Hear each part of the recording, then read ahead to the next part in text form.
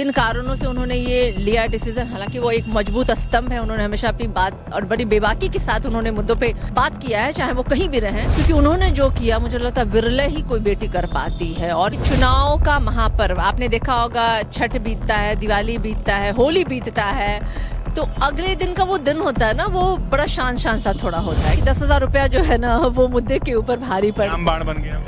नहीं, ये बहुत दुख की बात है। ये दर्शा रहा है कि गरीबी कितनी है, शिक्षा कितनी है। वो तो 5 किलो राशन देने को भी अपनी उपलब्धि में गिनते हैं। अभी भी है ना, लोग 80 लाख जनता जो है वो 5 किलो राशन पे डिपेंडेंट है। युवा के हाथों में रोजगार हो, हर एक घर में रोजगार हो। कि जो उन्होंने कहा था कि चुनाव में जीत हासिल करेंगे उसके बाद हम 1.5 लाख रुपए भी देंगे, तो अब उन्हीं माताओं और बहनों के साथ हम भी खड़े हैं लड़ाई में कि भाई आपने जो वादा किया था उनको दीजिए। हमारे कोई भाई जो गुजरात महाराष्ट्र से गाड़ी में ठुसा करके, बसों में ठुसा करके बिहार लौटे और उन्होंने अपने मत का प्रयोग करके उनको जीत हासिल कराई, उन्हें कम से कम दोबारा मजदूरी करने गुजरात मत भेजना। ये कह देना कि कहीं चूक हुई है, कहीं चूक नहीं, मजबूती से हम लड़े हैं। 14 नवंबर का वो तारीख, आज दूसरा दिन है, जनादेश का दिन था।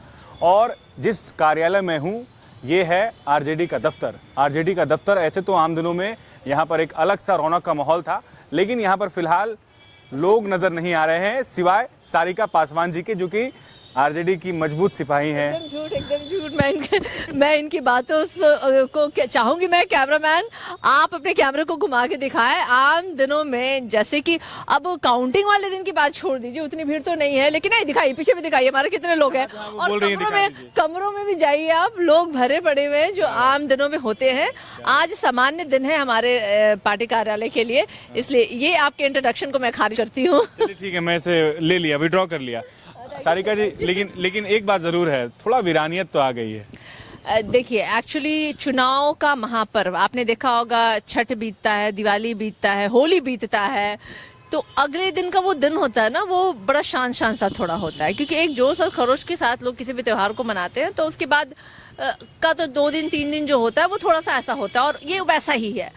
लेकिन हमारे मनोबल जो है ना उतने ही मजबूत है, और मजबूती के साथ हम फिर से अपने लड़ाई में और अपने विचारधारा की लड़ाई में उतरेंगे। कल जब शाम करीब 4-5 बजे तक आपसे मेरी बातचीत हो रही थी, आप कॉन्फिडेंट थे, इंटैक्ट थे, आप ये बोल रहे थे कि अभी इतने राउंड की गिनती है। अब कुछ कहेंगे आप?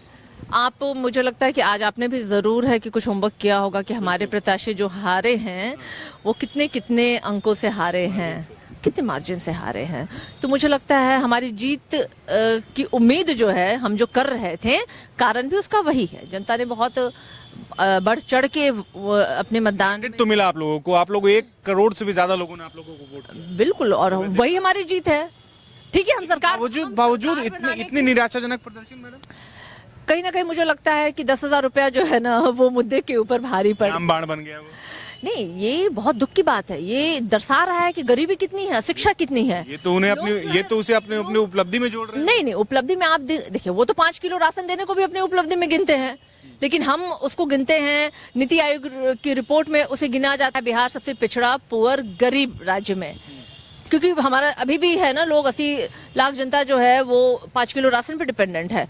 हम 10,000 रुपए को उस हिसाब से नहीं गिन सकते। हम गिनते हैं कि हर युवा के हाथों में रोजगार हो, हर एक घर में रोजगार हो। लेकिन वो जो फ्लोटिंग जो 8% जो बढ़ोतरी रही थी इस बार मतदाताओं की, उसमें जो महिलाएं थी और उन महिलाओं को एक लुभावने, लेकिन आप ये सोचिए ना उसके पीछे कि वो 10,000 रुपए लेकर के वो महिलाएं कितने असहाय होंगी, जिन्होंने 10,000 रुपए लिया क्योंकि वो जान रहे थे कि 10,000 रुपए में हम शायद महीने भर का अपने घर का राशन ले लेंगे। लेकिन फिर उनके लिए चिंता का आगे का जो विषय है। आप कहाँ पीछे रहे सारिका जी, आपने भी 30,000 का वादा कर दिया। हमारे पास देने के लिए नहीं था ना इंस्टेंट। हमने कहा था हम सरकार में आएंगे। भी नहीं सकते हैं, कोई प्रोटोकॉल नहीं है। बिल्कुल हम नहीं दे सकते हैं, और उन्होंने प्रोटोकॉल तोड़ करके आचार संहिता लागू होने के बावजूद भी उन्होंने सरकारी तरीके से दिया जाके लोगों के हाथों में, और जो भी हुआ। लेकिन खैर हम उन विषयों पे नहीं जाते। हम तो यही चाहते हैं कि जो उन्होंने कहा था कि चुनाव में जीत हासिल करेंगे उसके बाद हम 1.5 लाख रुपए भी देंगे, तो अब उन्हीं माताओं और बहनों के साथ हम भी खड़े हैं लड़ाई में कि भाई आपने जो वादा किया था उनको दीजिए। और साथ ही साथ हमारे कोई भाई जो गुजरात महाराष्ट्र से गाड़ी में ठुसा करके, बसों में ठुसा करके बिहार लौटे और उन्होंने अपने मत का प्रयोग करके उनको जीत हासिल कराई, उन्हें कम से कम दोबारा मजदूरी करने गुजरात मत भेजना, यही रोजगार। खैर सच्चाई है ये, आप जो कह रहे हैं ये यहाँ की काली सच्चाई है, इसे नकारा नहीं जा सकता। सारिका जी से मैं ये जानना चाह रहा हूँ कि हार का खलनायक कौन है? नहीं, हम खलनायक नहीं है, हार की जिम्मेदारी हम सब लेते हैं। हार के दोषी कौन है? चलिए। नहीं, हार का दोषी मुझे लगता है हारी हुई पार्टी के हर एक व्यक्ति को लेना चाहिए कि आप ले रही हैं जिम्मेवारी? बिल्कुल लेती हूँ मैं। आपने मान लिया कि आप हारे? बिल्कुल मानती हूँ मैं हारी हूँ मैं, और हमारी लगता है कि हर एक व्यक्ति को इसकी जिम्मेदारी लेनी चाहिए कि कहीं ना कहीं तो हमारे कोई सिस्टम, कोई तंत्र कहीं हमसे या किन्हीं से भी तो भूल हुई है, गलती हुई है, जिनके कारण कि हम हारे हैं। कहीं हम कमजोर पड़े होंगे। सारिका जी बिल्कुल कमजोर पड़े हैं आप, मुझे लगता है ये गहन चिंतन मंथन की जरूरत है। लेकिन मैं जो कैंपेन कवर कर रहा था और मैं जो महसूस कर पाया, तेजस्वी यादव जहां जहां सभाएं कर रहे थे, आप वहां कई बार मौजूद भी होंगी, महिलाओं की जो संख्या होनी चाहिए उस भीड़ में, जो एक महिलाओं का वर्ग होता है, जैसे नीतीश कुमार की जहां सभाएं हो रही थी वहां पर महिलाओं की संख्या जो थी ठीक ठाक दिख रही थी, लेकिन वो संख्या तेजस्वी यादव और आरजेडी की सभाओं में क्यों नहीं थी? महिलाओं ने दूरी क्यों बना रखा था? Let me correct you. Nitish ji की सभाओं में और भाजपा की सभाओं में जो महिलाएं आती थी वो जीविका दीदियां हुआ करती थी, वो सरकारी दफ्तरों में काम करने वाली महिलाएं हुआ करती थी। सरकार जिनकी होती है वो काम करने वाले अंडर जो भी होते हैं वो प्रेशर में होते हैं, आदेश का पालन करना होता है, वो आदेश पालन करने के लिए आया करती थी। और हमारे महिलाएं जो है ना, जो 10 भी आती थी वो दिल से आती थी, ये फर्क था बस। आप ये मान रही हैं कि चलिए मान लिया कि आपने कहा कि वो जीविका क्या है भी, लेकिन वो वोट में कन्वर्ट तो आप लोग नहीं कर पाए? क्यों? मार्जिन आप देख लीजिए ना, आप वोटों के प्रतिशत को देख लीजिए ना। मैंने क्या कहा, जो 8% जो फ्लोटिंग वोटर्स, जो अधिक जो गणना ये हुई, मतदान हुआ, वो उन्होंने इफेक्ट किया है। और उन्होंने किन कारणों से किया ये भी मैंने आपको बताया। और हारने की मार्जिन देख लीजिए ना, कहीं 17, कहीं 70, कहीं 45, कहीं 125, बहुत मिनिमम रहा वो हारने का। तो मुझे लगता है कि ये कह देना कि कहीं चूक हुई है, कहीं चूक नहीं, मजबूती से हम लड़े हैं। ये अलग बात है कि भाजपाइयों को भी इस बात की उम्मीद नहीं थी कि वो इतने और ऐसी उनको जीत हासिल होगी। सारिका जी, अभी एक बहुत बड़ी खबर निकल कर आई है आरजेडी खेमे से। रोहिणी आचार्य जो लालू जी की बेटी हैं और उनके लिए उन्होंने जो त्याग भी दिया है उसे भूला नहीं जा सकता है। और जो खबर निकल कर आ रही है, मुझे लगता है उससे आप अवगत हैं। रोहिणी आचार्य ने राजनीति छोड़ने का ऐलान किया है और कई वजह एक्स पर जो है उन्होंने कई लोगों का जिक्र भी किया है। पहली प्रतिक्रिया क्या है? रोहिणी आचार्य राजनीति से दूरी बनाना चाह रही हैं और वो भी तब जब आरजेडी को इतना बड़ा झटका लगा है, क्या ये वजह मान रही हैं? पहली प्रतिक्रिया आपकी क्या है? देखिए, सबसे पहले तो रोहिणी जी के लिए मेरे दिल में, हृदय में अपार जो कहते हैं एक रिस्पेक्ट है उनके लिए, क्योंकि उन्होंने जो किया मुझे लगता है विरले ही कोई बेटी कर पाती है। और इसके लिए मैं रिलेट करती हूँ, मैं भी महिला हूँ और उनके त्याग को मैं रिलेट करती हूँ और इसलिए मेरे दिल में उनके लिए बहुत सम्मान है। अब रही पारिवारिक तौर पे अगर कोई चीज़ें हुई हैं तो मुझे लगता है कि वहाँ पे हम टिप्पणी करने में मैं असहज हूँ बिल्कुल। और किन कारणों से उन्होंने ये लिया डिसीजन, हालांकि वो एक मजबूत स्तंभ है, उन्होंने हमेशा अपनी बात और बड़ी बेबाकी के साथ उन्होंने मुद्दों पे बात किया है, चाहे वो कहीं भी रहें। तो मुझे लगता है बहुत वोकल हैं वो, एंड हमें बहुत उनका बोलना या उनके समय समय पे उनके रिएक्शंस देखने में हमने बहुत महसूस किया है कि वो बहुत ही ब्रेव महिला हैं।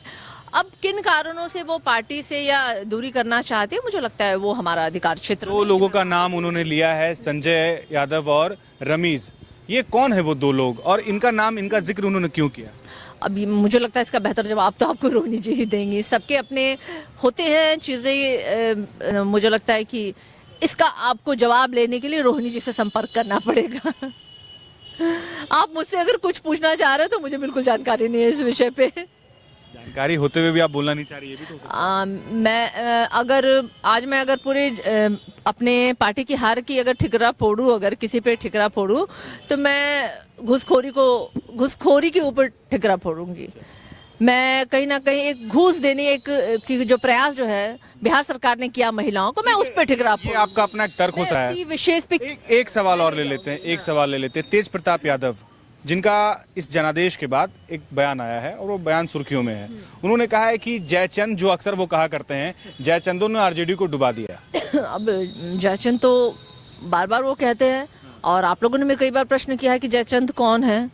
तो मुझे लगता है कि तेज प्रताप जी तो बहुत आप लोगों से बड़े इजीली वो मिलते भी हैं तो मैं तो आपको दरखास्त करूंगी, यहाँ से आप जाइए। लोगों से इजीली मिलते हैं, इसका मतलब है आपका? मतलब जवाब देते हैं, सवाल आपके सवालों के जवाब वो बड़े अच्छे से देते हैं। और बड़े पत्रकार से मिलते हैं हम लोग। नहीं, आपसे भी मिलेंगे। मैं जहाँ तक उनको जानती हूँ वो बिल्कुल आप लोगों को बड़े सम्मान के साथ मिलेंगे। तो आप लोग जाइए और सीधे उनके आवाज पे जाइएगा, वो आपको इसके प्रश्न का जवाब दे देंगे। चलिए, बहुत शुक्रिया। रोहिणी आचार्य की जो राजनीति से संन्यास ली है उस पर बातचीत हो रही थी, और तमाम जो वो वजह है जिसकी वजह से आरजेडी को खास करके महागठबंधन को औंधे मुंह गिरना पड़ा इस चुनाव में।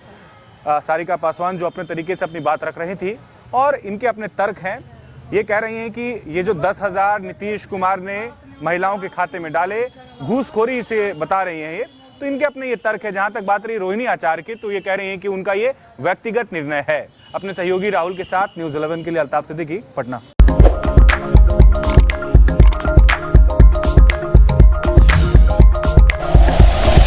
Like and share videos, subscribe करें हमारा चैनल और प्रेस करें बेल आइकॉन। न्यूज़ 11 भारत, सच है तो दिखेगा।